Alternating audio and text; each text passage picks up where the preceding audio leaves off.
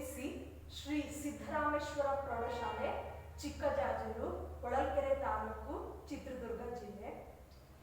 ಪ್ರೀತಿಯ ವಿದ್ಯಾರ್ಥಿಗಳೇ, ಈ ದಿನ ನಾನು 8ನೇ ತರಗತಿಯ 2ನೇ ಪದ್ಯವಾಗಿರುವಂತಹ ಸಣ್ಣ ಸಂಗತಿ ಎನ್ನುವಂತಹ ಪದ್ಯವನ್ನ ನಿಮ್ಮೊಂದಿಗೆ ಪರಿಚಯಿಸಿಕೊಳ್ಳಲು ಬಂದಿದ್ದೇನೆ.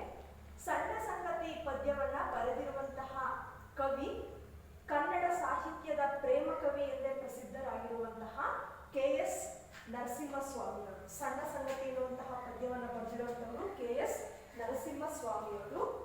KS ನರಸಿಂಹಸ್ವಾಮಿಯವರು ಮೈಸೂರು KS ನರಸಿಂಹಸ್ವಾಮಿ, ಮೈಸೂರು ಮಲ್ಲಿಗೆ, ಪ್ರೇಮ ಕವಿ ಇವನ್ನೆಲ್ಲ ಕೇಳಿದ ತಕ್ಷಣ ನೆನಪಿಗೆ ಬರುವಂತವರು ಮಂಡ್ಯ ಜಿಲ್ಲೆಯ ಕಿಕ್ಕೇರಿ ಎನ್ನುವಂತಹ ಗ್ರಾಮದಲ್ಲಿ ಜನಿಸಿದಂತಹ KS ನರಸಿಂಹಸ್ವಾಮಿಯವರು. KS ನರಸಿಂಹಸ್ವಾಮಿಯವರ ಕವಿ ಪರಿಚಯವನ್ನ ನೋಡೋಣ ವಿದ್ಯಾರ್ಥಿಗಳೇ.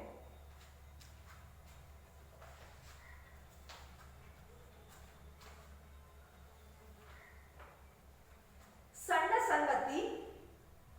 KS ನರಸಿಂಹಸ್ವಾಮಿ ಕೃತಿಕಾರರ ಪರಿಚಯ. ಆಧುನಿಕ ಕಾವ್ಯ ಸಂದರ್ಭದ ಪ್ರಮುಖ ಕವಿಗಳಲ್ಲಿ ಒಬ್ಬರಾದ KS ನರಸಿಂಹಸ್ವಾಮಿ ಅವರು 26/1/1915ರಲ್ಲಿ ಮಂಡ್ಯ ಜಿಲ್ಲೆಯ ಕೃಷ್ಣರಾಜಪೇಟೆ ತಾಲೂಕಿನ ಕಿಕ್ಕೇರಿಯಲ್ಲಿ ಜನಿಸಿದರು. ಇವರ ಮೊದಲ ಕವನ ಸಂಕಲನ ಮೈಸೂರು ಮಲ್ಲಿಗೆ 1943ರಲ್ಲಿ ಪ್ರಕಟವಾಯಿತು. ಇವರು ಶಿಲಾಲತೆ, ಐರಾವತ, ನವಪಲ್ಲವ, ಇರುವಂತಿಗೆ, ದೀಪದ ಮಲ್ಲಿ, ಮನೆಯಿಂದ ಮನೆಗೆ, ತೆರೆದ ಬಾಗಿಲು ಮೊದಲಾದ ಕವನ ಸಂಕಲನಗಳನ್ನು ರಚಿಸಿದ್ದಾರೆ. 1977ರಲ್ಲಿ ಇವರ ತೆರೆದ ಬಾಗಿಲು ಎಂಬ ಕವನ ಸಂಗ್ರಹಕ್ಕೆ ಕೇಂದ್ರ ಸಾಹಿತ್ಯ ಅಕಾಡೆಮಿ ಪ್ರಶಸ್ತಿ ಲಭಿಸಿದೆ.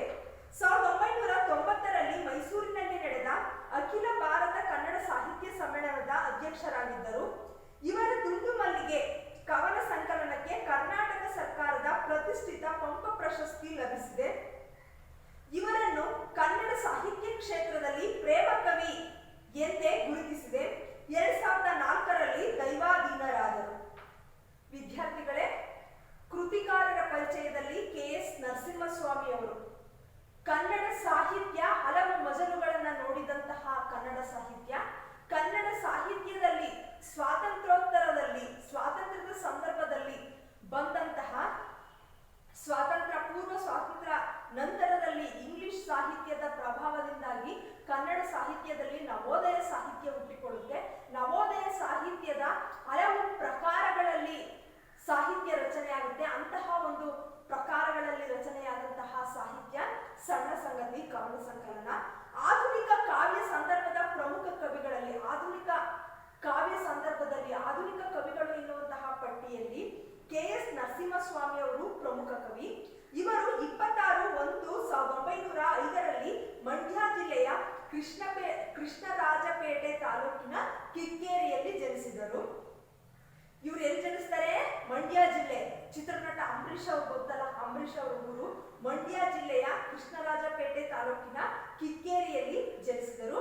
ಇವರ ಮೊದಲ ಕವನ ಸಂಕಲನ ಮೈಸೂರು ಮಲ್ಲಿಗೆ. ಇವರ ಮೊದಲ ಕವನ ಸಂಕಲನ ಯಾವುದು? ಮೈಸೂರು ಮಲ್ಲಿಗೆ. 1943ರಲ್ಲಿ ಪ್ರಕಟವಾಯಿತು. ಇವರು ಶಿಲಾಲತೆ, ಐರಾವತ, ನವಪಲ್ಲವ, ಇರುವಂತಿಗೆ, ದೀಪದ ಮಲ್ಲಿ, ಮನೆಯಿಂದ ಮನೆಗೆ, ತೆರೆದ ಬಾಗಿಲು ಮೊದಲಾದ ಕವನ ಸಂಕಲನಗಳನ್ನು ರಚಿಸಿದ್ದಾರೆ. ಯಾವ ಕವನ ಸಂಕಲನಗಳನ್ನು ರಚಿಸಿದ್ದಾರೆ? ಶಿಲಾಲತೆ, ಐರಾವತ, ನವಪಲ್ಲವ, ಇರುವಂತಿಗೆ, ದೀಪದ ಮಲ್ಲಿ, ಮನೆಯಿಂದ ಮನೆಗೆ, ತೆರೆದ ಬಾಗಿಲು ಮೊದಲಾದ ಕವನ ಸಂಕಲನಗಳನ್ನು ರಚಿಸಿದ್ದಾರೆ. 1977ರಲ್ಲಿ ಇವರ ತೆರೆದ ಬಾಗಿಲು ಎಂಬ ಕವನ ಸಂಗ್ರಹಕ್ಕೆ ಕೇಂದ್ರ ಸಾಹಿತ್ಯ ಅಕಾಡೆಮಿ ಪ್ರಶಸ್ತಿ ಲಭಿಸಿದೆ. 1977ರಲ್ಲಿ ಇವರ ತೆರೆದ ಬಾಗಿಲು ಎನ್ನುವಂತಹ ಕವನ ಸಂಗ್ರಹಕ್ಕೆ ಕೇಂದ್ರ ಸಾಹಿತ್ಯ ಅಕಾಡೆಮಿ ಪ್ರಶಸ್ತಿ ಲಭಿಸಿದೆ. 1990ರಲ್ಲಿ ಮೈಸೂರಿನಲ್ಲಿ ನಡೆದ ಅಖಿಲ ಭಾರತ ಕನ್ನಡ ಸಾಹಿತ್ಯ ಸಮ್ಮೇಳನದ ಅಧ್ಯಕ್ಷರಾಗಿದ್ದರು. ಇವರು ಮಂಡ್ಯ ಪಕ್ಕದಲ್ಲಿರುವಂತಹ ಮೈಸೂರು ಜಿಲ್ಲೆಯ ಮೈಸೂರಿನಲ್ಲಿ ನಡೆದಂತಹ ಅಖಿಲ ಭಾರತ ಕನ್ನಡ ಸಾಹಿತ್ಯ ಸಮ್ಮೇಳನದ ಅಧ್ಯಕ್ಷತೆಯ ಗೌರವ ಇವರಿಗೆ ಸಂದಿದೆ. ಇವರ ದುಂಡು ಮಲ್ಲಿಗೆ ಕವನ ಸಂಕಲನಕ್ಕೆ ಕರ್ನಾಟಕ ಸರ್ಕಾರದ ಪ್ರತಿಷ್ಠಿತ ಪಂಪ ಪ್ರಶಸ್ತಿ ಲಭಿಸಿದೆ. 10ನೇ ಶತಮಾನದ ಪಂಪ ಕವಿ ವಿಕ್ರಮಾರ್ಜುನ ವಿಜಯ ಮತ್ತು ಆದಿಪುರಾಣಗಳನ್ನು ಬರೆದಂತಹ ಪಂಪ ಕವಿ ಹೆಸರಿನಲ್ಲಿ ಕೊಡಮಾಡಲ್ಪಡುವಂತಹ ಪಂಪ ಪ್ರಶಸ್ತಿ ಲಭಿಸಿದೆ. ಇವರನ್ನು ಕನ್ನಡ ಸಾಹಿತ್ಯ ಕ್ಷೇತ್ರದಲ್ಲಿ, ಕನ್ನಡ ಸಾರಸ್ವತ ಲೋಕದಲ್ಲಿ ಪ್ರೇಮ ಕವಿ ಎಂದೇ ಗುರುತಿಸಿದೆ ಕನ್ನಡ ಸಾಹಿತ್ಯ. ಇವರು 2004ರಲ್ಲಿ ದೈವಾಧೀನರಾದರು. 2004ರಲ್ಲಿ ಇವರು ಮರಣವನ್ನ ಹೊಂದುತ್ತಾರೆ. ವಿದ್ಯಾರ್ಥಿಗಳೇ, ಕೃತಿಕಾರರ ಪರಿಚಯ ನಿಮಗೆ ಚೆನ್ನಾಗಿ ಅರ್ಥವಾಗಿದೆ ಅಂತ ಭಾವಿಸ್ತಾ KS ನರಸಿಂಹಸ್ವಾಮಿ ಅವರ ಸಣ್ಣ ಸಂಗತಿ ಪದ್ಯಕ್ಕೆ ಹೋಗೋದಕ್ಕಿಂತ ಮುಂಚೆ ಪ್ರವೇಶವನ್ನು ನೋಡೋಣ. ಕನ್ನಡ ಸಾಹಿತ್ಯವು ಆಧುನಿಕ ಕಾವ್ಯ ಪರಂಪರೆಯಲ್ಲಿ ಹೊಸ ಹೊಸ ಪ್ರಯೋಗಶೀಲತೆಗೆ ಒಳಪಟ್ಟು ನವೋದಯ, ನವ್ಯ, ಪ್ರಗತಿಶೀಲ, ದಲಿತ, ಬಂಡಾಯಗಳೆಂಬ ವಿವಿಧ ಮಜಲುಗಳಾದವು. ಪ್ರತಿಯೊಬ್ಬ ಕವಿಯೂ ಸಹ ಜೀವನ ದೃಷ್ಟಿ, ಸಾಮಾಜಿಕ ಸೂಕ್ಷ್ಮತೆಗಳನ್ನರಿತಾಗ ತಮ್ಮ ತಮ್ಮ ಅನುಭವ ಕಲ್ಪನೆಗಳಿಗೆ ಧ್ವನಿ ಕೊಡುವ ಕಾಯಕದಲ್ಲಿ ತೊಡಗುತ್ತಾರೆ. ಇದರಿಂದಾಗಿ ಆಧುನಿಕ ಕಾವ್ಯಗಳಲ್ಲಿ ಹೊಸತನ ಕಾಣಿಸಿಕೊಂಡಿದೆ. ಈ ಪ್ರಕಾರಗಳಲ್ಲಿ ಪ್ರಸ್ತುತ ಕವನ ಒಂದಾಗಿದೆ. ಕನ್ನಡ ಸಾಹಿತ್ಯವು ಆಧುನಿಕ ಕಾವ್ಯ ಪರಂಪರೆಯಲ್ಲಿ, ಕನ್ನಡ ಸಾಹಿತ್ಯ ಆಧುನಿಕ ಕಾವ್ಯ ಪರಂಪರೆಯಲ್ಲಿ ಹೊಸ ಹೊಸ ಪ್ರಯೋಗಶೀಲತೆಗೆ ಒಳಪಟ್ಟು, ಹೊಸ ಹೊಸ ಪ್ರಯೋಗಶೀಲತೆಗೆ, ಈಗ ಏನು ಜನಜೀವನ ನಾವು ಹೊಸ ಹೊಸ ಪ್ರಕೃತಿಯ ಪ್ರಯೋಗಗಳಿಗೆ ಒಳಪಟ್ಟು ನಮ್ಮ ಜೀವನವನ್ನ ನಾವು ಬದಲಾಯಿಸ್ಕೊಂತಿದೀವೋ, ಹಾಗೆ ಅಂದ್ರೆ ಜೀವನ ಅನ್ನೋಂಥದ್ದು ನಿಂತ ನೀರಲ್ಲ, ಪ್ರಕೃತಿಯೂ ಕೂಡ ನಿಂತ ನೀರಲ್ಲ, ಹಾಗೆ ಸಾಹಿತ್ಯವೂ ಕೂಡ ನಿಂತ ನೀರಲ್ಲ. ಅದು ನಿಂತ ನೀರಾಗಿದ್ರೆ ಕೊಳೆತು ನಶಿಸಿ ಹೋಗುತ್ತೆ. ಹಾಗಾಗಿ ಹೊಸದಾಗಿ ಏನೇನು ನಮ್ಮ ಮೇಲೆ ಪ್ರಭಾವ ಬೀರ್ತವೋ ಆ ಪ್ರಭಾವಗಳಿಗೆ ಒಳಗಾಗಿ ನಾವು ಮತ್ತೆ ಮತ್ತೆ ಬದಲಾಗ್ತಾ ಬದಲಾಗ್ತಾ ಬದುಕೋದನ್ನ ಕಲಿತಾ ಹೋಗ್ಬೇಕಾಗುತ್ತೆ. ಅದೇ ರೀತಿಯಲ್ಲಿ ಕನ್ನಡ ಸಾಹಿತ್ಯವು ಹೊಸ ಹೊಸ ಪ್ರಯೋಗಗಳಿಗೆ, ನವೋದಯ ಸಾಹಿತ್ಯಕ್ಕೆ ಒಳಪಟ್ಟು ಹೊಸದಾದಂತಹ ಪ್ರಯೋಗಶೀಲತೆಯನ್ನ ತನ್ನಲ್ಲಿ ಮಾಡಿಕೊಂಡು ಮತ್ತೆ ಕನ್ನಡ ಸಾಹಿತ್ಯ ಮತ್ತಷ್ಟು ಮತ್ತಷ್ಟು ಮತ್ತಷ್ಟು ಬೆಳೀತಾ ಹೋಗ್ತಾ ಇದೆ, ಮತ್ತಷ್ಟು ನಾವೀನ್ಯಗೊಳ್ತಾ ಇದೆ. ಪ್ರಯೋಗಶೀಲತೆಗೆ ಒಳಪಟ್ಟು ನವೋದಯ, ನವ್ಯ, ಪ್ರಗತಿಶೀಲ, ದಲಿತ, ಬಂಡಾಯಗಳೆಂಬ, ನವೋದಯ, ನವ್ಯ, ಪ್ರಗತಿಶೀಲ, ದಲಿತ, ಬಂಡಾಯಗಳೆಂಬ ವಿವಿಧ ಮಜಲುಗಳಾದವು. ಪ್ರತಿಯೊಬ್ಬ ಕವಿಯೂ ಸಹ ಜೀವನ ದೃಷ್ಟಿ, ಸಾಮಾಜಿಕ ಸೂಕ್ಷ್ಮತೆಗಳನ್ನರಿತಾಗ, ಜೀವನ ದೃಷ್ಟಿ, ಪ್ರತಿಯೊಬ್ಬ ಕವಿಯೂ ಕೂಡ ಜೀವನವನ್ನ ನೋಡುವಂತಹ ದೃಷ್ಟಿಕೋನ, ಜೀವನವನ್ನ ಹೇಗೆ ನೋಡ್ತಾನೆ, ಸಮಾಜದಲ್ಲಿರುವಂತಹ ಜನರು ಹೇಗೆ ಬದುಕ್ತಾ ಇದ್ದಾರೆ, ಕವಿಯ ಜೀವನ ದೃಷ್ಟಿಕೋನ ಹೇಗಿದೆ, ಸಮಾಜದ ಜೀವನ, ಸಮಾಜದಲ್ಲಿ ಬದುಕ್ತಾ ಇರುವಂತಹ ಜನರ ಜೀವನ ದೃಷ್ಟಿಕೋನ ಹೇಗಿದೆ ಅನ್ನೋಂಥದ್ದನ್ನ ಅರಿತುಕೊಂಡಾಗ, ಸಾಮಾಜಿಕ ಸೂಕ್ಷ್ಮತೆಗಳನ್ನ ಅರಿತುಕೊಂಡಾಗ, ಸಮಾಜದಲ್ಲಿ ಜನರು ಯಾವುದನ್ನ ಸ್ವೀಕರಿಸ್ತಾರೆ, ಯಾವುದನ್ನ ತಿರಸ್ಕರಿಸ್ತಾರೆ, ಯಾವುದನ್ನ ಸಾರಾಸಗಟಾಗಿ ತಳ್ಳಿ ಹಾಕ್ತಾರೆ, ಯಾವುದರ ಕಡೆಗೆ ಪ್ರೇರೇಪಿತರಾಗ್ತಾರೆ, ಎಂತಹ ಆಶಯಗಳು ಸಮಾಜದಲ್ಲಿ ಮೂಡಿ ಬರ್ತಾ ಇದ್ದಾವೆ, ಎಂತೆಂತಹ ಬದಲಾವಣೆಗಳನ್ನ ಬಯಸ್ತಾ ಇದ್ದಾರೆ ಅನ್ನೋಂಥದ್ದನ್ನ ನಾವು ನೋಡಿದಾಗ, ಸಾಮಾಜಿಕ ಸೂಕ್ಷ್ಮತೆಗಳನ್ನ ಅರಿತಾಗ ತಮ್ಮ ತಮ್ಮ ಅನುಭವ ಕಲ್ಪನೆಗಳಿಗೆ ಧ್ವನಿ ಕೊಡುವ ಕಾಯಕದಲ್ಲಿ ತೊಡಗುತ್ತಾರೆ. ಕವಿಗಳು ಇಂತಹ ಜೀವನ ದೃಷ್ಟಿ, ಜನರ ಜೀವನ ದೃಷ್ಟಿ, ಸಾಮಾಜಿಕ ಸೂಕ್ಷ್ಮತೆಗಳನ್ನ ಅರ್ಥ ಮಾಡಿಕೊಂಡಾಗ ಕವಿಗಳು ತಮ್ಮ ಜೀವನದಲ್ಲಿ ತಮಗೆ ಎಂತಹ ಅನುಭವಗಳಾಗಿರ್ತವೋ ಅಂತಹ ಅನುಭವದ ಕಲ್ಪನೆಗಳಿಗೆ ಧ್ವನಿ ಕೊಡುವ ಸಾಹಿತ್ಯವನ್ನ ಬರೆಯುವಂತಹ ಕಾಯಕದಲ್ಲಿ ತೊಡಗುತ್ತಾರೆ. ಇದರಿಂದಾಗಿ ಆಧುನಿಕ ಕಾವ್ಯಗಳಲ್ಲಿ ಹೊಸತನ ಕಾಣಿಸಿಕೊಂಡಿದೆ. ಇದರಿಂದಾಗಿ ಆಧುನಿಕ ಕಾವ್ಯಗಳಲ್ಲಿ ಹೊಸದೊಂದು ರೀತಿಯ ಬೆಳವಣಿಗೆ ಕಾಣಿಸಿಕೊಂಡಿದೆ. ಈ ಪ್ರಕಾರಗಳಲ್ಲಿ ಪ್ರಸ್ತುತ ಕವನ ಒಂದಾಗಿದೆ. ಈ ಪ್ರಕಾರಗಳಲ್ಲಿ ಈ ರೀತಿಯಲ್ಲಿ ಪ್ರಸ್ತುತ ಈಗ ಇರುವಂತಹ ಸಣ್ಣ ಸಂಗತಿ ಒಂದಾಗಿದೆ. ವಿದ್ಯಾರ್ಥಿಗಳೇ,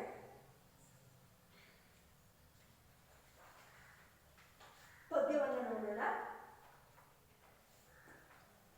ಪದ್ಯವನ್ನ ನಾನು ರಾಗವಾಗಿ ಹೇಳೋದಕ್ಕೆ ಪ್ರಯತ್ನ ಪಡ್ತೀನಿ. ನೀವು ಮನೆಯಲ್ಲಿ ಪ್ರತಿದಿನ ಪದ್ಯವನ್ನ ಹಾಡೋದನ್ನ ಕಲಿಬೇಕು. ಎಷ್ಟು ಸಾಧ್ಯ ಆಗುತ್ತೋ ಅಷ್ಟು ರಾಗವಾಗಿ ಹಾಡೋದನ್ನ ಕಲಿಬೇಕು. ಮತ್ತೆ ಪ್ರತಿದಿನ ಒಂದು 8-10 ನಿಮಿಷ ಚೆನ್ನಾಗಿ ಪದ್ಯವನ್ನ ಓದ್ಕೋಬೇಕು ಮನೆಯಲ್ಲಿ. ಅದು ಎಷ್ಟು ಕಂಠಪಾಠ ಪದ್ಯಕ್ಕಿದೆಯೋ ಅದಷ್ಟೇ ಅಲ್ಲದೆ ಇಡೀ ಪದ್ಯವನ್ನು ಓದೋದ್ರಿಂದ ನಿಮಗೆ ಸಾರಾಂಶವನ್ನು ತಿಳಿದುಕೊಳ್ಳೋದಕ್ಕೆ ಮತ್ತೆ ಒಂದು ಪೂರ್ಣವಾದಂತಹ ಒಂದು ಇಡಿಯಾದಂತಹ ಒಳನೋಟ ಪದ್ಯದ ಬಗ್ಗೆ ಸಿಗೋದಕ್ಕೆ ಸಾಧ್ಯ ಆಗುತ್ತೆ. ಪದ್ಯವನ್ನು ನೋಡೋಣ. ನಟ್ಟಿರುಳ ಕರಿಮುಗಿಲ ನೀರ್ದುಂಬಿಗಳ ನಡುವೆ ಹುಣ್ಣಿಮೆಯ ಕಣ್ಣ ತೆರೆದಿದೆ. ನಟ್ಟಿರುಳ ಕರಿಮುಗಿಲ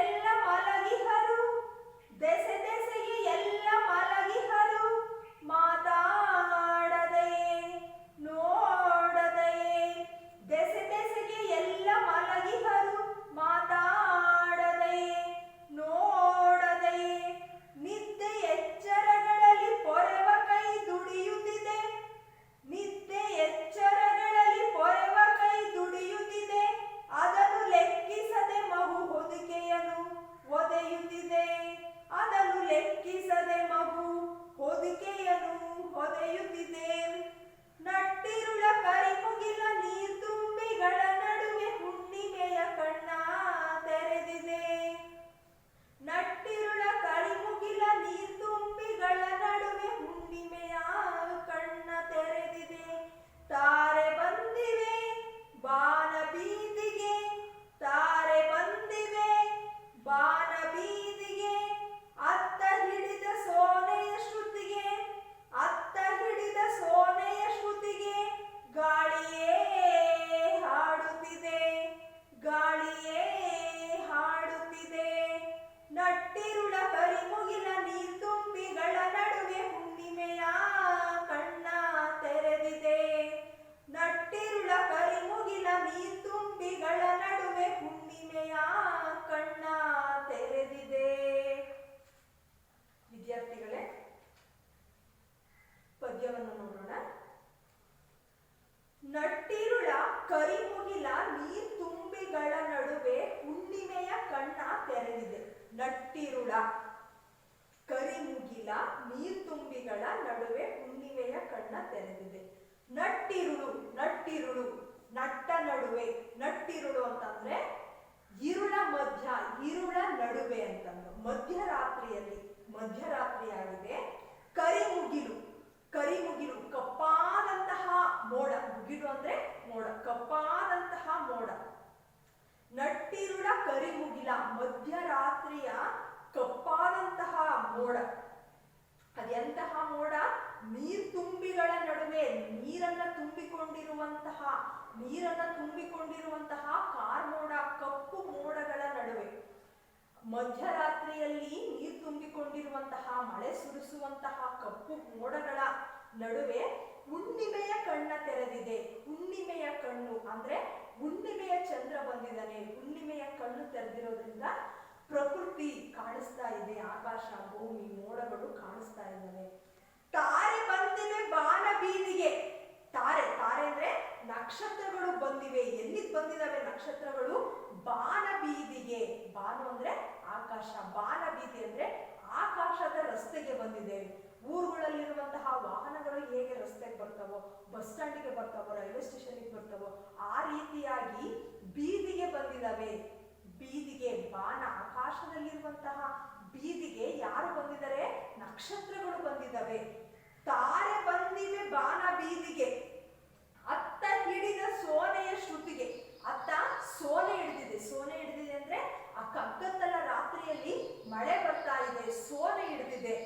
ಸೋನೆ ಹಿಡಿದಿದೆ, ಅತ್ತ ಹಿಡಿದ ಸೋನೆಯ ಶ್ರುತಿಗೆ. ಅತ್ತ ಹಿಡಿದಂತಹ ಸೋನೆಯ ಶ್ರುತಿ ಅಂದ್ರೆ ಅತ್ತ ಮಳೆ ಹಿಡಿದಿದೆ. ಆ ಮಳೆಯಲ್ಲಿ ನೀರು ಪಟಪಟ ಅಂತ ಭೂಮಿಗೆ ಬರ್ತಾ ಇರೋದು ಜಿಡಿ ಮಳೆ, ಜಡಿ ಮಳೆ ಅಂತ ಕರೀತಾರೆ ನೋಡಿ. ಹಿಡಿದಂತಹ ಮಳೆ ಬಿಡದಲ್ಲೇ ಇದ್ರೆ ಇದೇನ್ ಜಡಿ ಮಳೆ ಹಿಡಿದಿದೆ ಅಂತಂದು ಕರಿತೀವಿ. ಅಂದ್ರೆ ಅತ್ತ ಹಿಡಿದ ಸೋನೆಯ ಶ್ರುತಿಗೆ. ಸೋನೆ ಅಂದ್ರೆ ಚಿಕ್ಕದಾಗಿ ಮಳೆ ಬರ್ತಾನೇ ಇರುವಂತದ್ದು. ಸೋನೆಯ ಶ್ರುತಿಗೆ ಗಾಳಿಯೇ ಹಾಡುತ್ತಿದೆ. ಗಾಳಿ ಹಾಡನ್ನ ಹಾಡ್ತಾ ಇದೆ. ಮಧುರವಾಗಿ ಗಾಳಿ ಜೋರಾಗಿ ಬೀಸ್ತಾ ಇದೆ. ಅಲ್ಲಿ ಮಳೆ ಬಂದು, ಮಳೆ ಸ್ವಲ್ಪ ಜಡಿ ಮಳೆಯ ರೀತಿಯಲ್ಲಿ ಬರ್ತಾನೇ ಇದೆ. ಆ ಮಳೆಯ ಸಂದರ್ಭದಲ್ಲಿ ಮಧ್ಯದಲ್ಲಿ ಗಾಳಿಯೂ ಕೂಡ ಬರ್ತಾ ಇದೆ. ಆ ಗಾಳಿ ಏನನ್ನ ಮಾಡ್ತಾ ಇದೆ?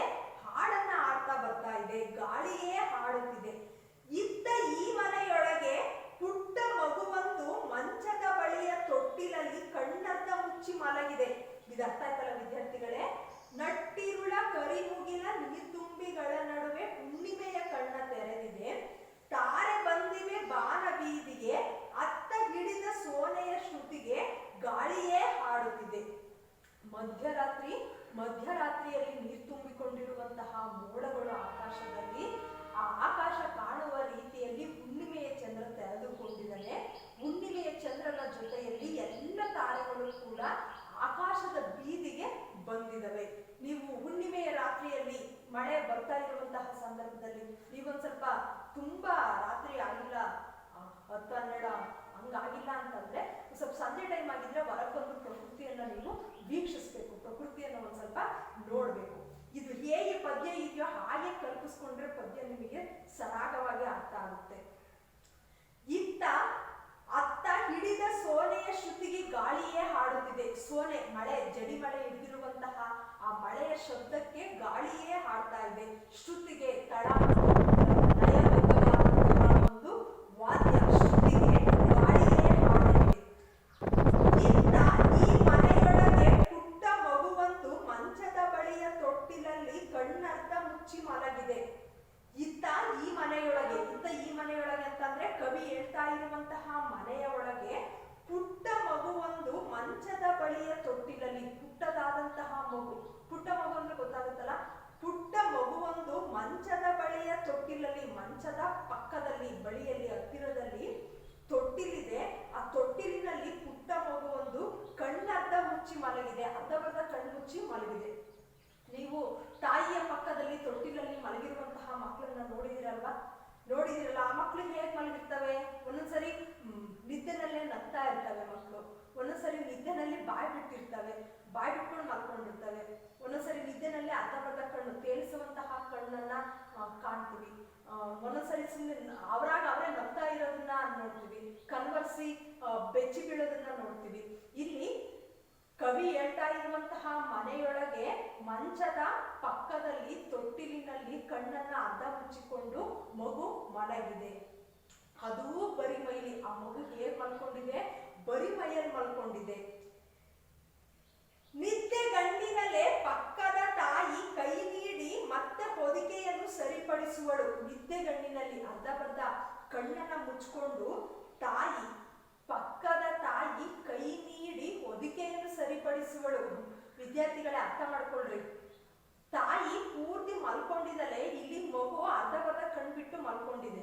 ಅರ್ಧಬರ್ಧ ಕಣ್ಬಿಟ್ಟು ಮಲ್ಕೊಂಡಿದೆ ಅಂತಂದ್ರೆ ಅರ್ಧಬರ್ಧ ಕಣ್ಬಿಟ್ಕೊಂಡೆ ಆ ಮಗು ಕಾಲಲ್ಲಿ ಬಟ್ಟೆಯನ್ನ ಒಡೆದು ಕೆಳಕ್ಕೆ ಬಿಸಾಕ್ತಿದೆ ಆ ಬಟ್ಟೆಯನ್ನ. ಆದ್ರೆ ತಾಯಿ ಕಣ್ಣು ಮುಚ್ಕೊಂಡು ಮಲ್ಕೊಂಡೆ ಆ ಹೊದಿಕೆಯನ್ನ ಸರಿಪಡಿಸ್ತಾ ಇದ್ದಾಳೆ. ಬೆಡ್ಶೀಟ್ ಅನ್ನ, ಆ ಮಗುವಿನ ಮೇಲಿನ ಬೆಡ್ಶೀಟ್ ಅನ್ನ ಏನ್ ಮಾಡ್ತಾ ಇದ್ದಾಳೆ? ತಾಯಿ ಸರಿಪಡಿಸಿದ್ದಾಳೆ. ಇಲ್ಲಿ ನೀವು ಅರ್ಥ ಮಾಡ್ಕೋಬೇಕು, ತಾಯಿ ಹಗಲಿನಲ್ಲಿ ಎಚ್ಚರದಲ್ಲಿಯೂ ರಾತ್ರಿ ಮಲಗಿದಾಗಲೂ ನಿಮ್ಮನ್ನ ಪೊರೆಯುವಂತಹ, ನಿಮ್ಮನ್ನ ಕಾಪಾಡುವಂತಹ, ನಿಮ್ಮನ್ನ ರಕ್ಷಿಸುವಂತಹ ಒಡೆಯನ್ನ ಒತ್ತಿರ್ತಾಳೆ. ಅಂತಹ ಸೂಕ್ತ ಮನಸ್ಸಿನೊಳಗೂ ಕೂಡ ಮಗು ಬಟ್ಟೆಯನ್ನ ಕೆಳಗೆ ಸರಿಸ್ಕೊಂಡಿದೆ, ಬರಿಮೈಯಲ್ಲಿದೆ, ಅದನ್ನ ಸರಿಪಡಿಸ್ಬೇಕು ಅನ್ನುವಂತಹ ತಾಯಿ ಹೃದಯದ ತುಡಿತ ಮಿಡಿತಗಳನ್ನ, ತಾಯಿ ಹೃದಯದ ಸಂವೇದನೆಯನ್ನ, ಆ ಸೂಕ್ಷ್ಮ ಸಂವೇದನೆ, ನಿಮ್ಮ ಸುರಕ್ಷತೆಯ ಸೂಕ್ಷ್ಮ ಸಂವೇದನೆ ತಾಯಿಯ ಹೃದಯದಲ್ಲಿ ಮಿಡಿತಾ ಇರೋದನ್ನ ನೀವು ಕಾಣಬಹುದು. ನಿದ್ದೆ ಗಂಡಿನಲ್ಲೇ ಪಕ್ಕದ ತಾಯಿ ಕೈ ನೀಡಿ ಮತ್ತೆ ಹೊದಿಕೆಯನ್ನು ಸರಿಪಡಿಸುವಳು. ಅಂದ್ರೆ ಈಗಾಗಲೇ ಒಂದ್ಸರಿ ಸರಿಪಡಿಸಿದಾಳೆ, ಮತ್ತೆ ಹೊದಿಕೆಯನ್ನ ಸರಿಪಡಿಸಿದಾಳೆ ಅಂತಂದ್ರೆ ಮಗು ಕಾಲಲ್ಲಿ ಆ ಹೊದಿಕೆಯನ್ನ ಒದ್ದು ಕೆಳಗಾಕಿ ಬಿಸಾಕಿ ಅಥವಾ ಕಿತ್ತೆಸ್ದು ಅದು ಬರಿ ಮೈಯಲ್ಲಿ ಮಲ್ಕೊಂತಾ ಇದೆ. ಬರಿ ಮೈಯಲ್ಲಿ ಮಗು ಮಲ್ಕೊಂಡಿದೆ ಅಂತ ತಾಯಿ ಮಲ್ಕೊಂಡಿದ್ರು ಕೂಡ ಆ ಹೊದಿಕೆಯನ್ನ ಸರಿಪಡಿಸ್ತಾ ಇದ್ದಾಳೆ. ಮಗು ತಿರುಗಿ ಹೊದಿಕೆಯನ್ನೇ ಕಿತ್ತೆಸೆದು ಮಲಗುವುದು ಬರಿ ಮೈಲಿ. ಮಗು ಮತ್ತೆ ತಿರ್ಕೊಳ್ಳುತ್ತೆ. ಒತ್ತಿದ ತಕ್ಷಣ, ಹೊದಿಕೆಯನ್ನ ಒತ್ತಿದ ತಕ್ಷಣ ತಾಯಿ ಮತ್ತೆ ತಿರ್ಕೊಂಡು ಮತ್ತೆ ಆ ಹೊದಿಕೆಯನ್ನ ಕಿತ್ತೆಸ್ದು ಮತ್ತೆ ಬರಿ ಮೈಯಲ್ಲಿ ಮಲ್ಕೊಳ್ಳುತ್ತೆ. ಮಗುವಿನದು ಅಂತಹ ಆಟ, ಅಂತಹ ತುಂಟಾಟ, ಅಂತಹ ಒಂದು ಪ್ರತಿರೋಧ ತಾಯಿಯ ಮೇಲೆ ಆ ಹೊದಿಕೆಯ ಮೇಲೆ ಅಂತ ಒಂದು ಪ್ರತಿರೋಧ, ಆಕ್ಷೇಪಣೆ, ಬೇಡ ಬೇಡ ಬೇಡ, ನಾನು ಬರಿ ಮೈಯಲ್ಲಿ ಮಲ್ಕೊಳ್ತೀನಿ ಅಂತ. ಸಣ್ಣಗಿದೆ ದೀಪ ಎಲ್ಲೋ ಒಂದು ಮೂಲೆಯಲ್ಲಿ. ದೀಪ ಸಣ್ಣಗಿದೆ, ಎಲ್ಲೋ ಒಂದು ಮೂಲೆಯಲ್ಲಿ ದೀಪ ಸಣ್ಣಗಿದೆ. ಈ ದೃಶ್ಯವನ್ನ ನೀವು ಕಲ್ಪಿಸ್ಕೋಬೇಕು ವಿದ್ಯಾರ್ಥಿಗಳೇ.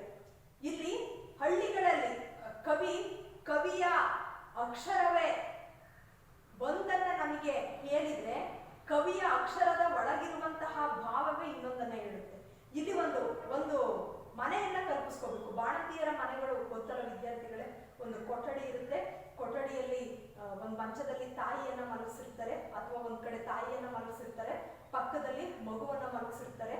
ಮಂಚ ಇದ್ರೆ ಮಂಚದ ಪಕ್ಕದಲ್ಲಿ ತೊಟ್ಟಿಲನ್ನ ಕಟ್ಟಿ ಮಗುವನ್ನ ಮಲಗಿಸಿರ್ತಾರೆ. ಮತ್ತೆ ರಾತ್ರಿಯಲ್ಲಿ ಯಾವ್ದು ತೊಂದರೆ ಆಗ್ಬಾರ್ದು ಅಂತಂದು ಸಣ್ಣಗಿನ ದೀಪ ಆ ಕೊಠಡಿಯಲ್ಲಿ ಉರಿತಾ ಇರುತ್ತೆ. ಇಲ್ಲಿ ತಾಯಿ ಮಗು ಇಬ್ರು ಆ ಕೊಠಡಿಯಲ್ಲಿ ಇರ್ತಾರೆ. ಒಂದು ಬೆಚ್ಚಗಿನ ಕೊಠಡಿ ಇರುತ್ತೆ. ಆ ಮಧ್ಯರಾತ್ರಿಯಲ್ಲಿ ಏನಾಗ್ತಾ ಇದೆ? ಸೋನೆ ಸುರಿತಾ ಇದೆ. ಸೋನೆ ಸುರಿತಾ ಇರೋದ್ರಿಂದ ಮಗುವಿಗೆ ಚಳಿ ಆಗ್ಬಾರ್ದು ಅಂತಂದು ತಾಯಿ ಮತ್ತೆ ಹೊದಿಕೆಯನ್ನ ಒದಿಸ್ತಾ ಇದ್ದಾಳೆ. ಆದ್ರೆ ಆ ಮಗು ಏನ್ ಮಾಡ್ತಾ ಇದೆ? ಹೊದಿಕೆಯನ್ನ ಕಿತ್ತೆಸ್ತು. ಆ ತಾಯಿ ಎಷ್ಟು ಸರಿ ಹೊದಿಕೆಯನ್ನ ಒದಿಸಿದ್ರು ಮತ್ತು ಕಿತ್ತೆಷ್ಟು ಅದು ಮಲ್ಕೊಂತಾ ಇದೆ. ಇಲ್ಲಿ ತಾಯಿ ಎಷ್ಟು ಜಾಗೃತೆಯಿಂದ, ಮಲಗಿದಾಗ್ಲೂ ಕೂಡ ಜಾಗೃತೆಯಿಂದ ಮಗುವನ್ನ ನೋಡ್ಕೊಂತಾ ಇದ್ದಾರೆ ಅಂತಂದು ನಾವಿಲ್ಲಿ ನೋಡ್ಬೋದು.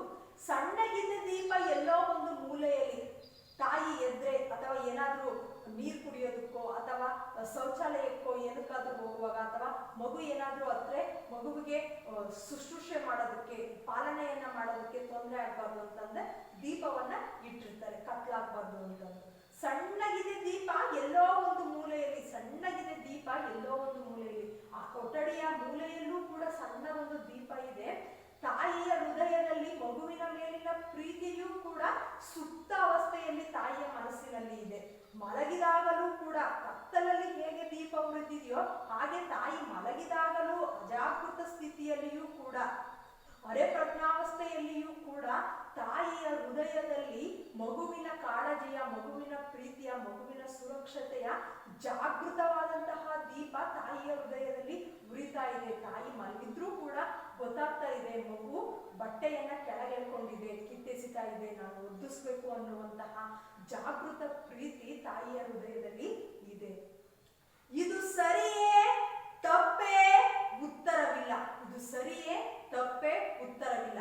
ಮಗುವಿಗೆ ಇಷ್ಟ ಇಲ್ಲ ಅಂದ್ರೂ ತಾಯಿ ಮತ್ತೆ ಮತ್ತೆ ಹೊದಿಕೆಯನ್ನ ಒದಿಸ್ತಾ ಇದ್ದಾಳೆ. ತಾಯಿಯ ದೃಷ್ಟಿಯಿಂದ ಅದು ಸರಿ, ಮಗುವಿಗೆ ಶೀತ ಆಗ್ಬಾರ್ದು, ಅದು ಸರಿ, ತಾಯಿ ಒದಿಸ್ತಾ ಇರೋದು. ತಪ್ಪೇ ಮಗುವಿನ ದೃಷ್ಟಿಯಲ್ಲಿ ನೋಡಿದ್ರೆ ಅದು ತಪ್ಪು. ಮಗುವಿಗೆ ಇಷ್ಟ ಇಲ್ಲ, ನಾನು ಬರೀ ಮೈಯಲ್ಲೇ ಮಲ್ಕೊಂತೀನಿ ಅನ್ನೋದು ಮಗುವಿನ ಇಷ್ಟ, ಅದಕ್ಕೆ ಮಗುವಿಗೆ ಇಷ್ಟ ಇಲ್ಲ. ಇಲ್ಲಿ ನೋಡ್ರಿ ವಿದ್ಯಾರ್ಥಿಗಳೇ, ನೀವು ಚಿಕ್ಕವರಿದ್ದಾಗ ಗೊತ್ತಿಲ್ಲದೇನೆ ಹೊದಿಕೆಯನ್ನ ಒದ್ದು ತಪ್ಪು ಮಾಡಿರ್ತೀವಿ. ಅಂದ್ರೆ ತಾಯಿ ನಮ್ಮನ್ನೆಷ್ಟು ಸುರಕ್ಷತೆ ಮಾಡಿದ್ರು ಕೂಡ ನಾವು ಅದನ್ನ ನಿರ್ಲಕ್ಷ್ಯೆಯನ್ನ ಮಾಡ್ತೀವಿ.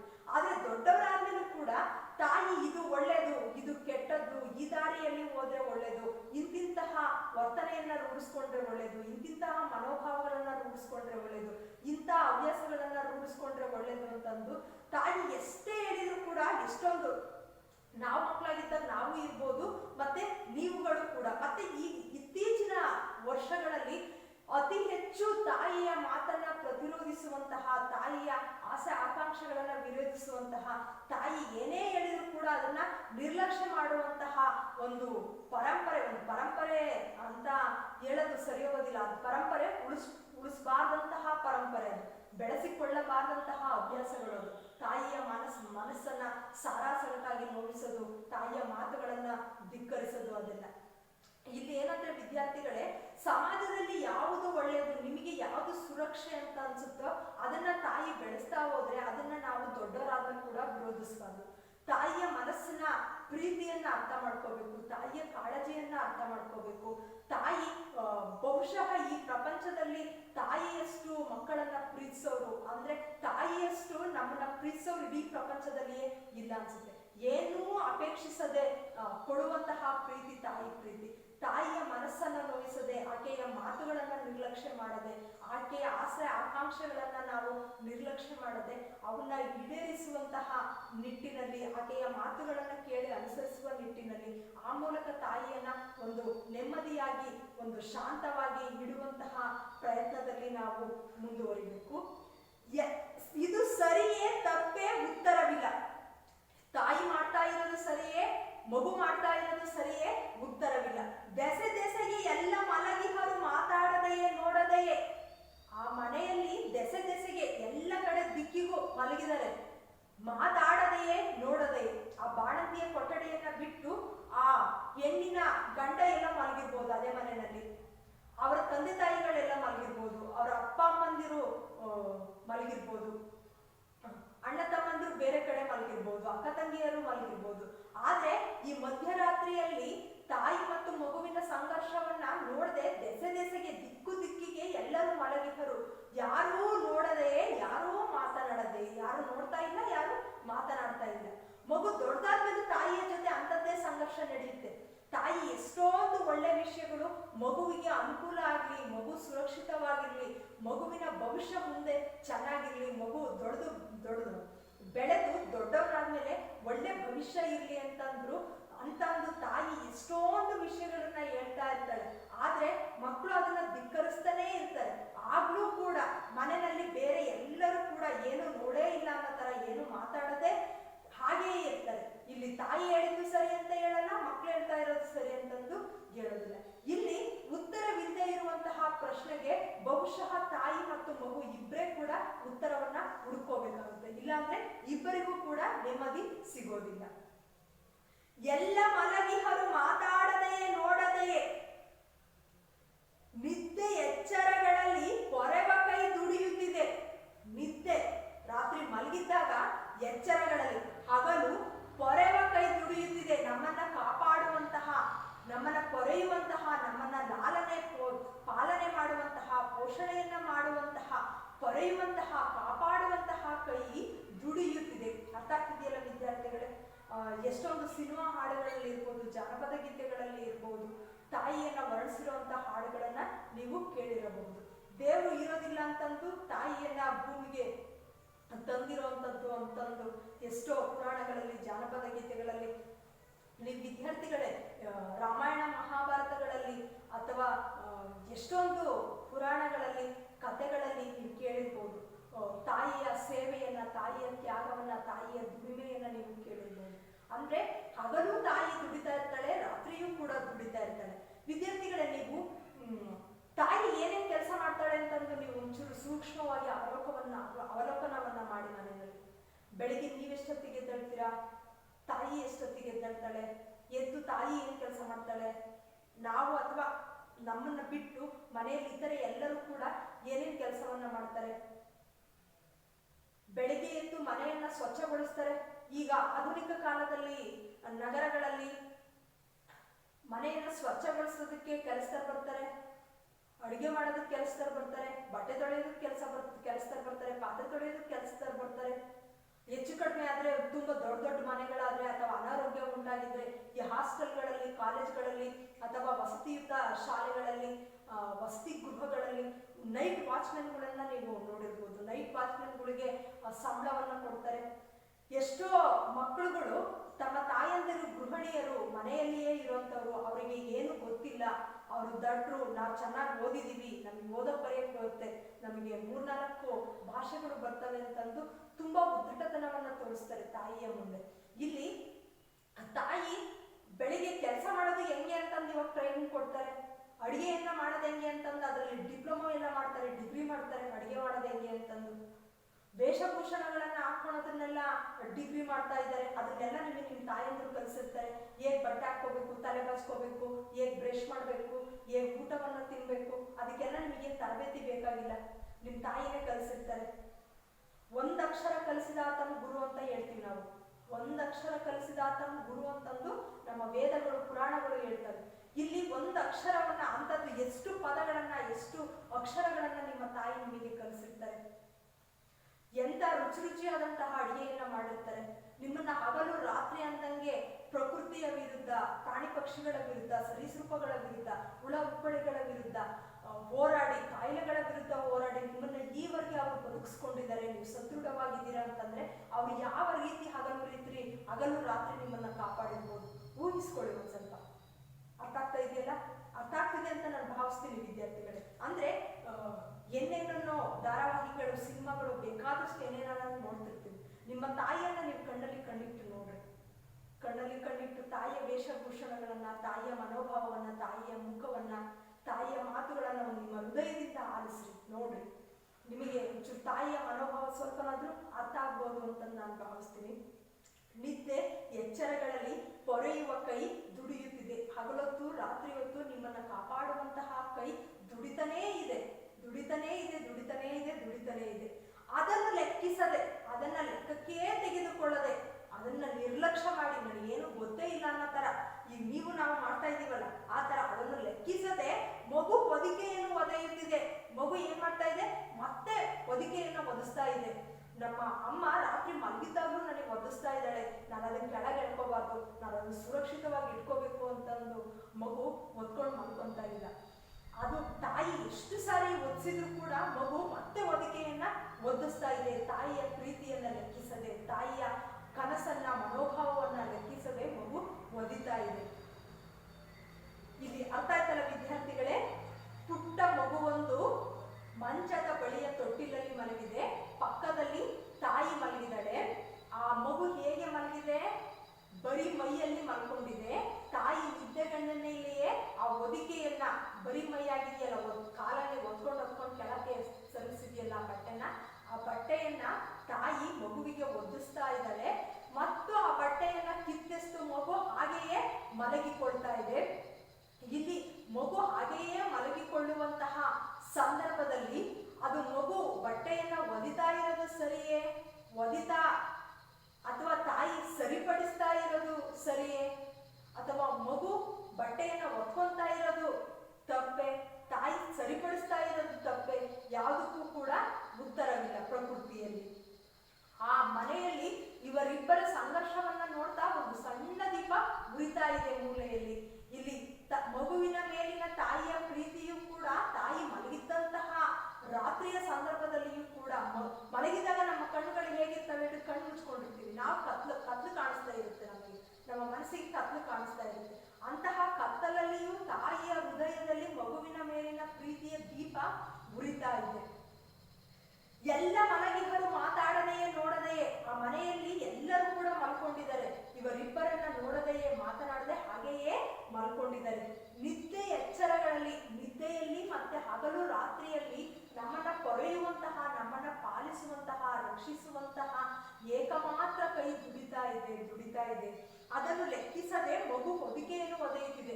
ಅದನ್ನ ಲೆಕ್ಕಕ್ಕೆ ತೆಗೆದುಕೊಳ್ಳದೆ ಮಗು ಹೊದಿಕೆಯನ್ನ ಒದಿತಾ ಇದೆ. ಅರ್ಥ ಆಯ್ತಲ್ಲ ವಿದ್ಯಾರ್ಥಿಗಳ ಪದ್ಯ ಆಶಯ ಭಾವವನ್ನು ನೋಡೋಣ. ಸಣ್ಣ ಸಂಗತಿ ಕವನದಲ್ಲಿ ಕವಿ ತಾಯ ಪಕ್ಕದಲ್ಲಿ ಮಲಗಿರುವ ಮಗು ನೆಟ್ಟಿರುಳು ತನ್ನ ಹೊದಿಕೆಯನ್ನು ಕಿತ್ತೆಸೆದಾಗ ಮತ್ತೆ ಮತ್ತೆ ತಾಯಿಯ ಕೈ ಮಗುವಿನ ಹೊದಿಕೆಯನ್ನು ಸರಿಪಡಿಸುವ ಸಣ್ಣ ಸಂಗತಿಯೊಂದನ್ನು ಪ್ರಕೃತಿಯ ನೀರು ತುಂಬಿರುವ ಕರಿಮುಗಿಲು ಆಕಾಶಕ್ಕೆ ಹುಣ್ಣಿಮೆಯ ಕಣ್ಣು ತೆರೆದ ಬಾನ ಬೀದಿಗೆ ತಾರೆ ಬಂದಿವೆ, ಸೋನೆಯ ಶ್ರುತಿಗೆ ಗಾಳಿಯೇ ಹಾಡುವ ಮೊದಲಾದ ಪ್ರಾಕೃತಿಕ ಚೌಕಟ್ಟಿನೊಳಗಿನ ದೊಡ್ಡ ಘಟನೆಗಳೊಂದಿಗೆ ಹೋಲಿಸಿ ವರ್ಣಿಸಲಾಗಿದೆ. ಈ ಸಣ್ಣ ಸಂಗತಿ ವಾಸ್ತವವಾಗಿ ಸದಾಕಾಲ ಕಾಪಾಡುವ ಕರುಣೆಯೊಂದರ ಸಂಕೇತವಾಗಿದೆ. ಹಾಗಲಿರುಳೆನ್ನದೆ ಸದಾ ತನ್ನ ಮಗುವಿನ ಆರೈಕೆಯಲ್ಲಿ ತನ್ನ ತಾಯ್ತನದ ಸಾರ್ಥಕ್ಯ ಪಡೆಯುವ ತಾಯಿಯ ಹೃದಯದ ತುಡಿತ ಮಿಡಿತಗಳ ಗಹನವಾದ ತತ್ವದ ಸಂಕೇತವಾಗಿದೆ. ಹೆಣ್ಣಿನ ಜನ್ಮ ಸಾರ್ಥಕ್ಯವನ್ನ ಪಡೆಯುವುದು ಹಾಗೂ ಜೀವನ ಪರಿಪೂರ್ಣಗೊಳ್ಳುವುದು ಆಕೆಯ ತಾಯ್ತನದಲ್ಲಿ. ಆ ಮಗುವಿನ ಆರೈಕೆ, ಪೋಷಣೆ, ಲಾಲನೆ, ಪಾಲನೆಗಳಲ್ಲಿಯೇ ತನ್ನೆಲ್ಲ ಸುಖ ಸಂತೋಷಗಳನ್ನು ಕಾಣುತ್ತಾಳೆ ಹಾಗೂ ತನ್ನ ನೋವು ಸಂಕಟಗಳನ್ನು ಮರೆಯುತ್ತಾಳೆ. ಹಗಲಿರುಳೆನ್ನದೆ ತನ್ನ ಮಗುವಿನ ಸಂರಕ್ಷಣೆಯನ್ನು ಮಾಡುವ ತಾಯಿ ಹೃದಯದ ಮಿಡಿತವನ್ನು ಪ್ರಕೃತಿಯ ಸನ್ನಿವೇಶಗಳಿಗೆ ಹೋಲಿಸಿರುವುದು ಸಹೃದಯರ ಮನದಲ್ಲಿ ಸದಾ ನಿಲ್ಲುತ್ತದೆ. ಪ್ರಕೃತ ಸಣ್ಣ ಸಂಗತಿ ಈ ಕವನವನ್ನು KS ನರಸಿಂಹಸ್ವಾಮಿ ರವರ ಇರುವಂತಿಗೆ ಸಂಗ್ರಹದಿಂದ ಆಯ್ಕೆ ಮಾಡಿಕೊಳ್ಳಲಾಗಿದೆ. KS ನರಸಿಂಹಸ್ವಾಮಿಯವರು ಬರೆದಿರುವಂತಹ ಅತ್ಯಂತ ಶ್ರೇಷ್ಠ, ಅತ್ಯಂತ ಜೀವನ ಮೌಲ್ಯಗಳನ್ನು ಸಾರುವಂತಹ ಹಲವಾರು ಕವನಗಳಲ್ಲಿ ಇರುವಂತಿಗೆ ಕವನ ಸಂಕಲನದಿಂದ, ಕವನ ಸಂಗ್ರಹದಿಂದ ಸಣ್ಣ ಸಂಗತಿ ಕವನವನ್ನ ಆರಿಸಿಕೊಳ್ಳಲಾಗಿದೆ. ವಿದ್ಯಾರ್ಥಿಗಳೇ, ಆಶಯ ಭಾವ ಸಣ್ಣ ಸಂಗತಿ ಎನ್ನುವಂತಹ, ಸಣ್ಣ ಸಂಗತಿ ಅಂದ್ರೆ ಗೊತ್ತಾಗುತ್ತಲ್ಲ ವಿದ್ಯಾರ್ಥಿಗಳೇ, ಸಣ್ಣ ಅಂದ್ರೆ ಸಣ್ಣ, ಸಂಗತಿ ಅಂದ್ರೆ ಸಂಗತಿ. ಸಣ್ಣ ಅಂದ್ರೆ ಸಣ್ಣ, ಚಿಕ್ಕದಾದಂತಹ ವಿಷಯ. ಸಣ್ಣ ಅಂದ್ರೆ ಚಿಕ್ಕ ಅಂತ ಬರುತ್ತೆ, ಸಂಗತಿ ಅಂದ್ರೆ ವಿಷಯ. ಸಣ್ಣ ಸಂಗತಿ, ಸಣ್ಣ ಸಂಗತಿ. ತಾಯಿ ಮಗುವಿಗೆ ಹೊದಿಕೆಯನ್ನ ಒದಿಸುವಂಥದ್ದು ಒಂದು ಸಣ್ಣ ಸಂಗತಿ. ಈ ಸಣ್ಣ ಸಂಗತಿ ಕವನದಲ್ಲಿ ಎಂತಹ ಒಂದು ಗಹನವಾದ ತತ್ವ, ಎಂತಹ ತಾಯಿಯ ಗಹನವಾದ ಪ್ರೀತಿ ವ್ಯಕ್ತಗೊಂಡಿದೆ ಅನ್ನೋದನ್ನ ನಾವು ಈ ಕವನದಲ್ಲಿ ನೋಡಬಹುದು. ಸಣ್ಣ ಸಂಗತಿ ಕವನದಲ್ಲಿ ಕವಿ ತಾಯಿಯ ಪಕ್ಕದಲ್ಲಿ ಮಲಗಿರುವ ಮಗು, ತಾಯಿಯ ಪಕ್ಕದಲ್ಲಿ ಮಲಗಿರುವಂತಹ ಮಗು ನಟ್ಟಿರುಳು ತನ್ನ ಹೊದಿಕೆಯನ್ನು ಕಿತ್ತೆಸೆದಾಗ, ನಟ್ಟಿರುಳು ಮಧ್ಯರಾತ್ರಿಯಲ್ಲಿ ತಾನು ಒದ್ಕೊಂಡಿರುವಂತಹ ಹೊದಿಕೆಯನ್ನ ಕಿತ್ತೆಸೆದಾಗ ಮತ್ತೆ ಮತ್ತೆ ತಾಯಿಯ ಕೈ ಮಗುವಿನ ಹೊದಿಕೆಯನ್ನ ಸರಿಪಡಿಸುವ ಸಣ್ಣ ಸಂಗತಿಯೊಂದನ್ನ, ಮತ್ತೆ ಮತ್ತೆ ಎಷ್ಟು ಸಾರಿ ಹೊದಿಕೆಯನ್ನ ಮಗು ಕಿತ್ತೆಸರು ಕೂಡ ಮತ್ತೆ ಮತ್ತೆ ಸರಿಪಡಿಸುವಂತಹ ತಾಯಿಯ ಕೈಯ ಮಗುವಿನ ಹೊದಿಕೆಯನ್ನು. ತಾಯಿಯ ಕೈ ಏನ್ ಮಾಡ್ತಾ ಇದೆ? ತಾಯಿ ಮಲ್ಕೊಂಡಿದ್ರು ಕೂಡ ತಾಯಿಯ ಕೈ ಮಗುವಿನ ಹೊದಿಕೆಯನ್ನು ಸರಿಪಡಿಸ್ತಾ ಇದೆ. ಅಂದ್ರೆ ತಾಯಿ ಹಗಲು ರಾತ್ರಿ ಅನ್ನದೇ ತಮ್ಮ ಮಕ್ಕಳ ಜೀವನವನ್ನ ಸರಿಪಡಿಸ್ತಾ ಇದ್ದಾಳೆ, ಸುಧಾರಿಸ್ತಾ ಇದ್ದಾಳೆ, ಅಭಿವೃದ್ಧಿಗೊಳಿಸ್ತಾ ಇದ್ದಾಳೆ ತಾಯಿ. ಪ್ರಕೃತಿಯ ನೀರು ತುಂಬಿರುವ ಕರಿಮುಗಿಲು. ಪ್ರಕೃತಿಯಲ್ಲಿ ಏನಾಗ್ತಾ ಇದೆ? ನೀರು ತುಂಬಿಕೊಂಡಿರುವಂತಹ ಕಪ್ಪನೆಯ ಮೋಡ ಇದೆ ಆಕಾಶದಲ್ಲಿ. ಆಕಾಶಕ್ಕೆ ಹುಣ್ಣಿಮೆಯ ಕಣ್ಣು ತೆರೆದ, ಆಕಾಶಕ್ಕೆ ಹುಣ್ಣಿಮೆಯ ಕಣ್ಣನ್ನು ತೆರೆದಂತಹ ಚಂದ್ರ ಮೂಡಿ ಬಂದಿದ್ದಾನೆ. ಬಾನ ಬೀದಿಗೆ ತಾರೆ ಬಂದಿವೆ. ಆಕಾಶದ ಬೀದಿಗೆ ಏನ್ ಬರ್ತಾ ಇದ್ದಾವೆ? ತಾರೆಗಳು ಬರ್ತಾ ಇದ್ದಾವೆ. ಸೋನೆಯ ಶ್ರುತಿಗೆ ಗಾಳಿಯೇ ಹಾಡುವ. ಜಡಿ ಮಳೆ ಹಿಡಿದಿರುವಂತಹ ಸೋನೆಯ ಶ್ರುತಿಗೆ ಗಾಳಿಯೇ ಹಾಡ್ತಾ ಇದೆ, ಗಾಳಿಯೇ ಸಂಗೀತವನ್ನ ಹಾಡ್ತಾ ಇದೆ. ಇದು ಅರ್ಥ ಆಗ್ತಿದೆಯಲ್ಲ ವಿದ್ಯಾರ್ಥಿಗಳೇ? ಪ್ರಕೃತಿಯಲ್ಲಿ ಆಕಾಶದಲ್ಲಿ ಕಪ್ಪನೆಯ ನೀರು ತುಂಬಿರುವಂತಹ ಮೋಡ, ಅಲ್ಲಿ ಹುಣ್ಣಿಮೆಯ ಚಂದ್ರನ ಬೆಳಕು, ಹುಣ್ಣಿಮೆಯ ಚಂದ್ರನ ಬೆಳಕಿನ ಜೊತೆಯಲ್ಲಿ ಆ ನಕ್ಷತ್ರಗಳೆಲ್ಲವೂ ಆಕಾಶದ ಬೀದಿಗೆ ಬಂದಿದ್ದಾವೆ. ಬೀದಿಗೆ ಬಂದಂತಹ ಸಂದರ್ಭದಲ್ಲಿ ಭೂಮಿಯಲ್ಲಿ ಜಡಿ ಮಳೆ, ಸೋನೆಯ ಮಳೆ ಹಿಡಿದಿದೆ. ಸೋನೆಯ ಮಳೆಯ ಶಬ್ದದ ಶ್ರುತಿಗೆ ಅನುಗುಣವಾಗಿ ಗಾಳಿಯೂ ಕೂಡ ಹಾಡ್ತಾ ಇದೆ. ಮೊದಲಾದ ಪ್ರಾಕೃತಿಕ ಚೌಕಟ್ಟಿನೊಳಗಿನ ದೊಡ್ಡ ಘಟನೆಗಳೊಂದಿಗೆ, ಇವೆಲ್ಲ ದೊಡ್ಡ ಘಟನೆಗಳು ಯಾವ್ಯಾವುದು? ಹುಣ್ಣಿಮೆಯ ಚಂದ್ರ ಇರ್ಬೋದು, ಕಾರ್ಮೋಡಗಳು ಇರ್ಬೋದು, ಮಳೆ ಇರ್ಬೋದು, ಗಾಳಿ ಇರ್ಬೋದು. ಈ ದೊಡ್ಡ ಘಟನೆಗಳೊಂದಿಗೆ ಹೋಲಿಸಿ ವರ್ಣಿಸಲಾಗಿದೆ. ಈ ತಾಯಿ ಮಗುವಿನ ಹೊದಿಕೆಯನ್ನು ಸರಿ ಮಾಡುವಂತಹ ಘಟನೆಯನ್ನ ಹೋಲಿಸಿ ವರ್ಣಿಸಲಾಗಿದೆ. ಈ ಸಣ್ಣ ಸಂಗತಿ ವಾಸ್ತವವಾಗಿ ಸದಾಕಾಲ ಕಾಪಾಡುವ ಕರುಣೆಯೊಂದರ ಸಂಕೇತವಾಗಿದೆ. ಸಣ್ಣ ಸಂಗತಿ ಪದ್ಯ ಯಾವುದರ ಸಂಕೇತ? ಸದಾಕಾಲ ನಮ್ಮನ್ನ ಕಾಪಾಡುವಂತಹ ತಾಯಿಯ ಕೈಗಳ ಸಂಕೇತ, ತಾಯಿಯ ಹೃದಯದ ಪ್ರೀತಿಯ ಸಂಕೇತ, ತಾಯಿಯ ಹೃದಯದ ಕರುಣೆಯ ಸಂಕೇತ ಸಣ್ಣ ಸಂಗತಿ. ಹಗಲಿರುಳೆನ್ನದೆ ಸದಾ ತನ್ನ ಮಗುವಿನ ಆರೈಕೆಯಲ್ಲಿ ತನ್ನ ತಾಯ್ತನದ ಸಾರ್ಥಕ್ಯ ಪಡೆಯುವ ತಾಯಿಯ ಹೃದಯದ ತುಡಿತ ಮಿಡಿತಗಳ ಗಹನವಾದ ತತ್ವದ ಸಂಕೇತವಾಗಿದೆ. ಹಗಲಿರುಳೆನ್ನದೆ, ಹಗಲು ಎನ್ನದೆ, ರಾತ್ರಿ ಎನ್ನದೆ, ಸದಾಕಾಲ ತನ್ನ ಮಗುವಿನ ಆರೈಕೆಯಲ್ಲಿ, ಸದಾಕಾಲ ಯಾವಾಗಲೂ ಕೂಡ ಮಗುವಿನ ಆರೈಕೆಯಲ್ಲಿ, ಮಗುವಿಗೆ ಏನ್ ಬೇಕು? ಊಟ ಬೇಕೋ, ತಿಂಡಿ ಬೇಕೋ, ಸ್ನಾನ ಮಾಡ್ಕೋ ಇಲ್ವೋ, ನೀರು ಕುಡ್ದಿದ್ಯೋ ಇಲ್ವೋ, ಹಾಲು ಬೇಕೋ, ಟೀ ಬೇಕೋ, ಹಣ್ಣುಗಳು ಬೇಕೋ ಅಂತ ಸದಾಕಾಲ ಆರೈಕೆಯಲ್ಲಿ ತನ್ನ ತಾಯ್ತನದ ಸಾರ್ಥಕ್ಯ ಪಡೆಯುವ ತಾಯಿಯ ಹೃದಯದ ತುಡಿತಗಳು, ತಾಯಿಯ ಹೃದಯದ ಕಾತರಗಳು ಏನಿದೆ, ಆತಂಕಗಳು ಏನಿದೆ, ಸಂವೇದನೆ ಏನಿದೆ, ಮಿಡಿತಗಳು, ಎಂತೆಂತಹ ಸಂದರ್ಭಕ್ಕೆ ತಾಯಿಯ ಮನಸ್ಸಿನಲ್ಲಿ ಎಂತೆಂತಹ ಭಾವನೆಗಳು ಹುಟ್ಟುತ್ತವೆ, ತುಡಿತ ಮಿಡಿತಗಳ ಗಹನವಾದ ತತ್ವದ ಸಂಕೇತವಾಗಿದೆ ಸಣ್ಣ ಸಂಗತಿ ಪದ್ಯ. ಹೆಣ್ಣಿನ ಜನ್ಮ ಸಾರ್ಥಕ್ಯವನ್ನ ಪಡೆಯುವುದು ಹಾಗೂ ಜೀವನ ಪರಿಪೂರ್ಣಗೊಳ್ಳುವುದು ಆಕೆಯ ತಾಯ್ತನದಲ್ಲಿ. ಹೆಣ್ಣಿನ ಜನ್ಮ ಸಾರ್ಥಕ್ಯವನ್ನ ಪಡೆಯುವುದು, ಹೆಣ್ಣು ಸಾರ್ಥಕ್ಯವನ್ನ ಪಡೆಯುವುದು ತನ್ನ ಮಗುವಿಗೆ ಜನ್ಮವನ್ನ ನೀಡಿದಾಗ, ತಾನು ತಾಯಿಯಾದಾಗ ಹೆಣ್ಣು ಏನ್ ಮಾಡ್ತಾಳೆ? ಜೀವನದ ಸಾರ್ಥಕ್ಯವನ್ನ ಪಡಿತಾಳೆ. ಅಂದ್ರೆ ಅತ್ಯಂತ ನೋವಿನ ಅದೆಷ್ಟು ನೋವಿರುತ್ತೋ ಅಷ್ಟ ಕೋಟ್ಯಾನುಗಟ್ಟಲೆ ಗಟ್ಟಲೆ ಸುಖದ ಅನುಭವವನ್ನ ನೀಡುವಂಥದ್ದು ಹೆಣ್ಣು ಗರ್ಭಿಣಿಯಾಗುವಂಥದ್ದು, ಮತ್ತೆ ಹೆರಿಗೆಯನ್ನ ಆಗುವಂಥದ್ದು, ಹೆರಿಗೆ ಆದ ನಂತರ ಮಗುವಿನ ಪಾಲನೆ ಪೋಷಣೆಯನ್ನ ಮಾಡುವಂಥದ್ದು ತಾಯ್ತನ ಅನ್ನುವಂಥದ್ದು.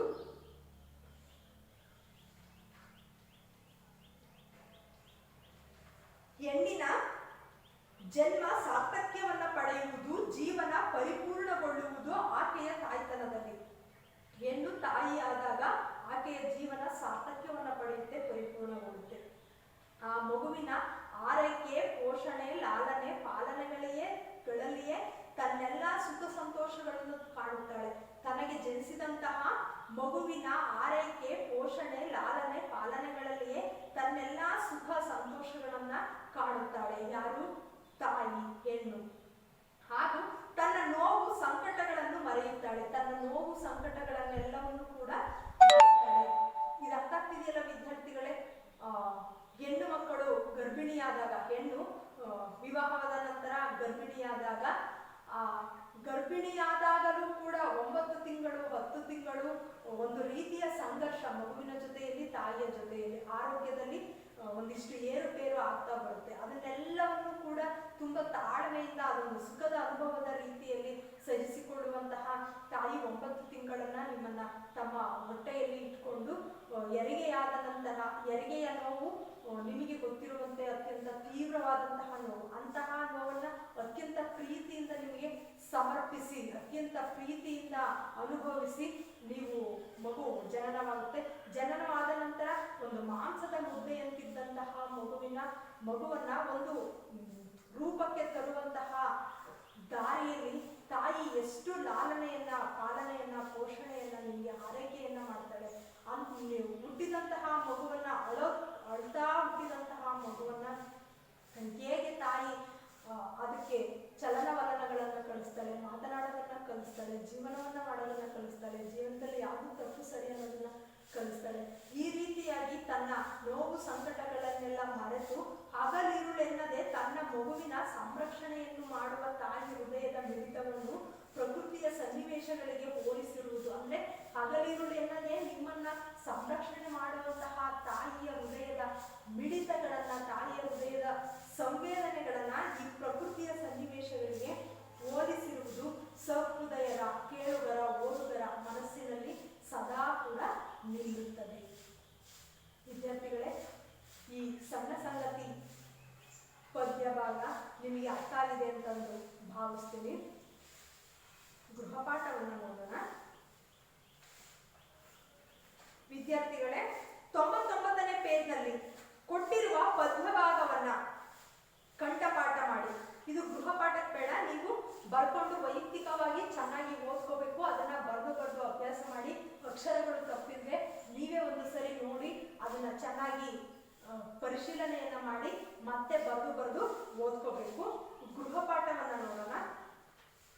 ಗೃಹಪಾಠ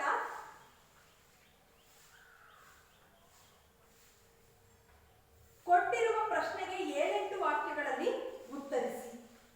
ಕವಿ ಯಾವ ಸಣ್ಣ ಸಂಗತಿಯೊಂದನ್ನು ಪ್ರಕೃತಿಯ ಘಟನೆಗಳೊಂದಿಗೆ ಹೋಲಿಕೆ ಮಾಡಿದ್ದಾರೆಂಬುದನ್ನು ನಿಮ್ಮ ಮಾತುಗಳಲ್ಲಿ ಬರೆಯಿರಿ. ಕವಿ ಯಾವ ಸಂಗತಿಯೊಂದನ್ನು, ಯಾವ ವಿಷಯವನ್ನ ಪ್ರಕೃತಿಯ ಘಟನೆಗಳೊಂದಿಗೆ ಹೋಲಿಕೆ ಮಾಡಿದ್ದಾರೆಂಬುದನ್ನು ನಿಮ್ಮ ಮಾತುಗಳಲ್ಲಿ ಬರೆಯಿರಿ. ಮತ್ತೆ ಇನ್ನೊಂದು ಕೊಡ್ತಾ ಇದ್ದೀನಿ. ಕೊಟ್ಟಿರುವ ಪ್ರಶ್ನೆಗಳಿಗೆ 1 ವಾಕ್ಯದಲ್ಲಿ ಉತ್ತರಿಸಿ. 1.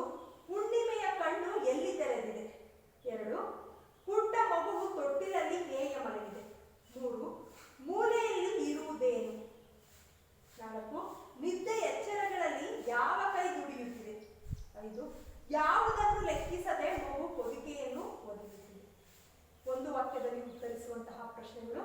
ಈ ಪ್ರಶ್ನೆಗಳಿಗೆ ಅಕ್ಷರ ತಪ್ಪಿದ್ರೆ ಬರಿಬೇಕು, ಮತ್ತೆ ಓದೋದನ್ನ ಅಭ್ಯಾಸ ಮಾಡ್ಕೋಬೇಕು, ನೆನ್ಪಿಟ್ಕೋಬೇಕು. ವಿದ್ಯಾರ್ಥಿಗಳೇ, ಸಣ್ಣ ಸಂಗತಿ ಪದ್ಯ ನಮ್ಮ ಜೀವನದಲ್ಲಿ ತುಂಬಾ ಶ್ರೇಷ್ಠವಾದಂತಹ ತಾಯಿಯ ಕುರಿತಾದ ಜೀವನ ಮೌಲ್ಯವನ್ನ ತಿಳಿಸಿಕೊಟ್ಟಿರುವಂತಹ ಪದ್ಯ.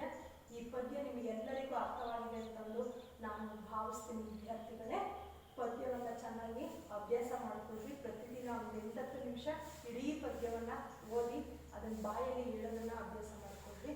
ಪದ್ಯ ನಿಮಗೆಲ್ಲರಿಗೂ ಅರ್ಥ ಆಗಿದೆ ಅಂತ ಭಾವಿಸ್ತಾ ಈ ದಿನದ ತರಗತಿಯನ್ನ ಮುಗಿಸ್ತಾ ಇದ್ದೀನಿ.